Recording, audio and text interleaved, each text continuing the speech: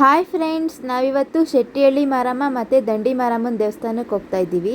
ಈಗ ಆಷಾಢ ಶುರುವಾಗಿದೆಯಲ್ಲ, ಅದಕ್ಕೋಸ್ಕರ ಮಾರಮ್ಮಂಗೆ ಆರತಿ ಮಾಡಬೇಕು. ಈಗ ಆಷಾಢದಲ್ಲಿ ಎಲ್ಲರೂ ಕಾಮನ್ ಆಗಿ ಆರತಿ ಮಾಡ್ತಾರೆ, ಯಾರೋ ಕೆಲವರು ಮಾಡಲ್ಲ ಅಷ್ಟೇ. ತುಂಬ ಜನ ಆರತಿ ಮಾಡೇ ಮಾಡ್ತಾರೆ, ಹಾಗೆ ನಾವು ಕೂಡ ಮಾಡ್ತೀವಿ. ನಮ್ಮೂರಲ್ಲಿ ಎಲ್ಲರೂ ಇನ್ನೂ ಒಂದು ದಿನ ಮಾಡ್ತಾರೆ ಆರತಿನ. ನಾವು ಊರಿಗೆ ಹೋಗ್ಬೇಕಾಗಿತ್ತಲ್ಲ, ಅದಕ್ಕೋಸ್ಕರ ಮುಂಚೆನೇ ಆರತಿ ಮಾಡ್ತಾ ಇದ್ದೀವಿ. ಎಲ್ಲರೂ ಇನ್ನೊಂದು ದಿನ ಬೇರೆ ದಿನ ಮಾಡ್ತಾರೆ. ನಾನು, ನಮ್ಮಮ್ಮ, ನಯನ ಮತ್ತು ನನ್ನ ಮಗ ಇಷ್ಟು ಜನ ಹೋಗ್ತಾ ಇದ್ದೀವಿ. ಈಗ ಬ್ಯಾಲ್ಯ ಬಸ್ ಸ್ಟ್ಯಾಂಡಲ್ಲಿ ಇದ್ದೀವಿ ಆಟೋದಲ್ಲಿ. ನಮ್ಮಮ್ಮ ದೇವ್ರಿಗೆ ಕೊಡೋದಕ್ಕೆ ಸೀರೆ ತರಬೇಕಿತ್ತು, ಅದಕ್ಕೆ ಸೀರೆ ತೊಗೊಳೋದಕ್ಕೆ ಹೋದ್ರು ಅಂಗಡಿಗೆ. ನೋಡಿ, ಇದು ಬ್ಯಾಲ್ಯ ಬಸ್ ಸ್ಟ್ಯಾಂಡು. ಬ್ಯಾಲ್ಯ ಆದಮೇಲೆ ಕೊಡಗ್ದಲ ಸಿಗುತ್ತೆ. ಕೊಡಗ್ದಲ ಆದಮೇಲೆ ನೆಕ್ಸ್ಟು ಒಂದೇ ರೋಡು, ಸ್ಟ್ರೈಟ್ ಒಂದೇ ರೋಡು ಹೋದರೆ ಮಧುಗಿರಿ ರೋಡು. ಅದೇ ರೋಡಲ್ಲೇ ದೇವಸ್ಥಾನ ಇರೋದು. ನೋಡಿ, ವ್ಯೂ ನೋಡಿ ಎಷ್ಟು ಚೆನ್ನಾಗಿದೆ, ತುಂಬ ಚೆನ್ನಾಗಿದೆ ಇಲ್ಲಿ. ನೋಡಿ, ಈಗ ದೇವಸ್ಥಾನದ ಹತ್ರ ಬಂದ್ವಿ. ಇಲ್ಲೇ ಇರೋದು ದೇವಸ್ಥಾನ.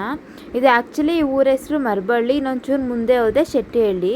ಇದನ್ನು ಶೆಟ್ಟಿಹಳ್ಳಿ ಮಾರಮ್ಮ ಅಂತಲೇ ಕರೀತಾರೆ. ಶೆಟ್ಟಿಹಳ್ಳಿ ಮಾರಮ್ಮ ಅಂತಲೇ ಹೆಸರುವಾಸಿಯಾಗಿದೆ ಈ ದೇವಸ್ಥಾನ. ನೋಡಿ, ಇಲ್ಲೇ ಪೂಜೆ ಸಾಮಾನು ಎಲ್ಲ ಸಿಗುತ್ತೆ. ನೀವೇನು ಪೂಜೆಗೇನು ತಂದಿಲ್ಲ ಅಂದ್ರೂ ಕೂಡ ಇಲ್ಲಿಗೆ ಬಸ್ ಫೆಸಿಲಿಟಿ ಕೂಡ ಇದೆ, ಆರಾಮಾಗಿ ಬರ್ಬೋದು ಬಸ್ಸಲ್ಲಿ ಬಂದ್ರೂ. ನೋಡಿ ದೇವಸ್ಥಾನ ಯಾವ ರೀತಿ ಇದೆ, ಸುತ್ತಲೂ ಇದೇ ರೀತಿ ಇದೆ. ದೇವಸ್ಥಾನದ ಸುತ್ತಲೂ ತುಂಬ ಚೆನ್ನಾಗಿದೆ ಇಲ್ಲಿ. ಮತ್ತು ಇದು ತುಂಬ ಶಕ್ತಿ ದೇವತೆ. ನೋಡಿ ದೇವಸ್ಥಾನದ ಸುತ್ತಲೂ ಆವರಣ. ಇದು ದೇವಸ್ಥಾನದ ಹಿಂಭಾಗ. ಈಗ ನಮ್ಮಮ್ಮ ಆರತಿಗೆ ಎಲ್ಲ ರೆಡಿ ಮಾಡ್ಕೊತಾ ಇದ್ರು. ನಾವು ಇಲ್ಲಿ ಸ್ವಲ್ಪ ಪೂಜೆ ಸಾಮಾನು ತೊಗೊಬೇಕಿತ್ತು, ಬಾಳೆಹಣ್ಣು ಮತ್ತು ವಿಳೆದೆಲೆ ತೊಗೊಬೇಕಿತ್ತು, ಅದಕ್ಕೋಸ್ಕರ ಬಂದೆ. ಹಾಗೆ ನನ್ನ ಮಗ ಒಂದು ಫೋನ್ ಇಟ್ಕೊತಿದ್ದ, ಅದನ್ನು ಕೂಡ ಕೊಡಿಸ್ದೆ. ತುಂಬ ಖುಷಿಪಟ್ಟ ಅವನು ಆ ಫೋನ್ ಕೊಡಿಸಿದ್ದಕ್ಕೆ.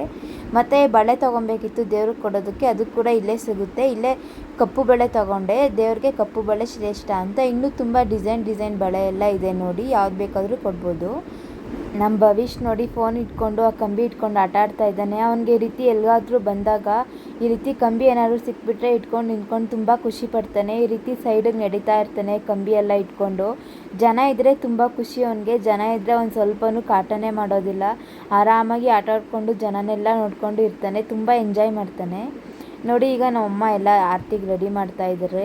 ನಾವು ಎಲ್ಲ ತೊಗೊಂಬಂದು ಈಗ ನಾವು ಕೂಡ ಇಲ್ಲಿ ಕೂತ್ಕೊಂಡ್ವಿ, ಎಲ್ಲ ರೆಡಿ ಮಾಡ್ತಾಯಿದ್ರು.